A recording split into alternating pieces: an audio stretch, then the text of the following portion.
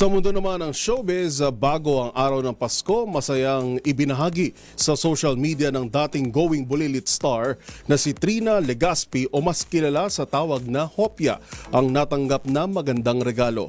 Kung ano ang blessing na yan sa kanilang pamilya, alamin sa Showbiz Report na ito. #baby number 2. Buntis na sa kanyang second baby ang dating child star na si Trina Legaspi o mas kilala sa tawag na Hopia. Sa Instagram, idinaan ng former Going Bulilit star ang pagbabahagi sa naturang good news, kalaki pang kuhang larawan sa desert safari sa Dubai kasama ang non-showbiz husband na si Ryan at panganay na si Kayla. With a caption, soon to be 4, flinex ni Hopia ang kanyang growing baby bump.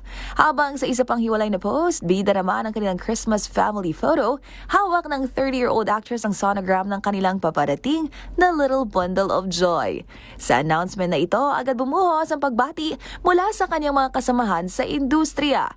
Kabilang na nga riyan sina Liza Soberano, Diana Zubiri, Chi Filomeno at Dasari Choi.